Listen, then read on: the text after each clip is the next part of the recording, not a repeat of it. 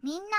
こんにちはなのだ。動画のナビゲーター、ずんだもんなのだ。今日は、世界の屋根とも言われる壮大な国、ネパールについて見ていくのだ。実はネパールって、とっても珍しい特徴があるのだ。時間の刻みが、世界でもとっても珍しい、15分刻み、で決められているのだ。だから、日本との時差は3時間ちょうどじゃなくて、3時間15分ずれているのだって。びっくりなのだ。今日はそんなネパールからとっておきのニュースを3つ持ってきたのだ。中でも特に注目なのが3つ目のニュースなのだ。バネシュワール警察放火で業務再開に苦慮という記事なのだ。9月のデモ隊による放火で警察署が完全に破壊されちゃったのだ。警察官さんたちが狭い仮事務所で厳しい状況の中でも強い使命感を持って任務を続けているお話なのだ。住民さんの協力で修復作業は始まっているけど、警察官さんたちの苦労が伝わってくる。ぜひみんなに知ってほしいニュースなのだ。この動画が面白いと思ったら、高評価とチャンネル登録、よろしくお願いするのだ。それでは早速、一緒に見ていくのだ。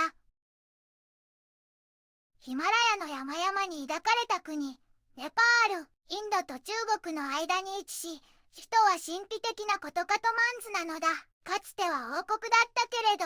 今は民主的な連邦共和制の国なのだ。人口は約3000万人ほどで、豊かな自然を生かした農業や、エベレストなどへのトレッキングが盛んな観光業が国の柱なのだ。多民族国家で、仏教の開祖、ブッダの生誕地としても知られているのだ。世界最高峰の山々が織りなす絶景は、今も世界中の人々を魅了し続けているのだ。素朴な人々の温かさに触れることができる、魅力いっぱいの国なのだ。一つ目のニュースなのだ。連邦州政府会談という記事なのだ。ネパールの首相スシラ・カルキさんが州政府からの不満を解消するため、各州首相と会談したのだ。カルキ首相は連邦制と憲法に基づく行動を強く約束し、暫定政府は検証の範囲内で動くのだと伝えたのだ。州首相たちは連邦政府の経費削減指示で開発プロジェクトが停滞していることに強く反発したのだ。首相は協力と連携を進め、財政問題は財務大臣に任せるのだと答えたのだ。また、カルキ首相は公正な選挙を予定通り行うと改めて表明し、エンジー世代にも政党を作って参加するよう促したのだ。州首相たちは逃亡者や失われた武器など選挙環境への懸念を示したけれど、首相は警察施設の再建が進み、選挙資材も十分に準備されているから大丈夫なのだと自信を見せたのだ。最後に州首相たちは選挙協力には前向きだけど、良い環境を作るのは連邦政府の責任なのだと念をしたのだ。二つ目のニュースなのだ。季節外れの雨、稲作に壊滅的被害という記事なのだ。ネパールで季節外れの雨が降って、稲作が大ピンチなのだ。収穫を待っていた田んぼが水浸しになって、農家さんの大切な稲が台無しになっちゃったのだ。ジュムラやマホッタリなど、ネパール中のいろんな地域で壊滅的な被害が出ているのだ。農家さんは半年間頑張ったのに、数日で全部ダメになっちゃった。って嘆いているのだ。水浸しになったおべえは品質が悪くなって、買い手がつかない可能性もあるのだ。多くの農家さんが、今年の食料や生活費のめどが立たなくて、とっても心配しているのだ。オベエはネパールの国の経済を支える大切な作物だから、この被害はインフレが進んだり、経済全体に悪い影響を与えたりするかもしれないのだ。最近は植え付けの時期に干ばつがあって、今度は収穫の時期に大雨が降るっていう異常気象が続いて、稲作がどんどん不安定になっているのだ。農家さんたちは、このままだと家族を養うおべえすら足りなくなるかもしれないって不安を口にしているのだ。早く状況が良くなることを祈るばかりなのだ。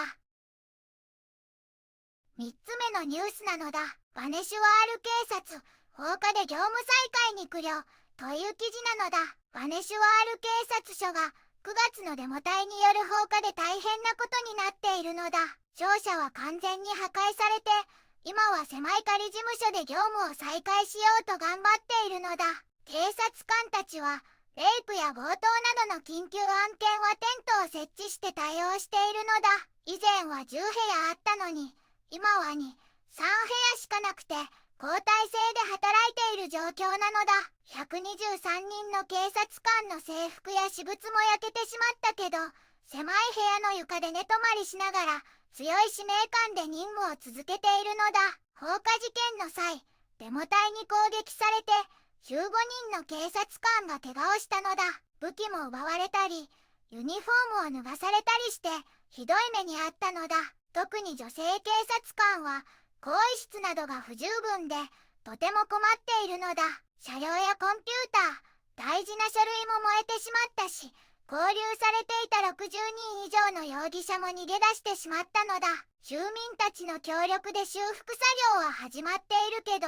完全な業務再開はまだ未定なのだ。専門家からは、上層階を解体して改修する必要があるって言われているのだ。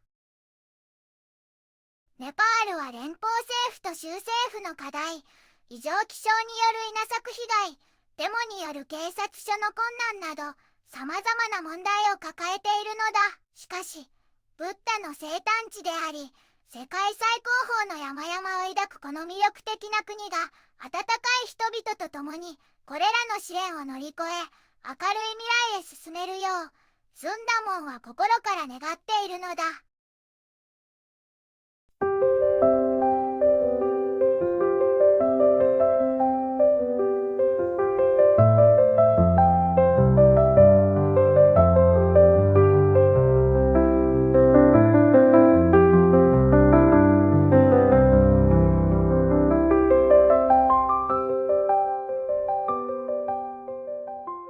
こんにちはなのだ。この番組では世界のあまり知られていない国や地域からちょっと不思議でちょっと感動するニュースをお届けするのだ。日本ではあまり話題にならないけど、世界には僕たちが知らないままの出来事や優しさや驚きに満ちた物語がたくさんあるのだよ。テレビでもネットでもあまり見かけない。けれど本当はもっと伝えられるべき小さな世界の声。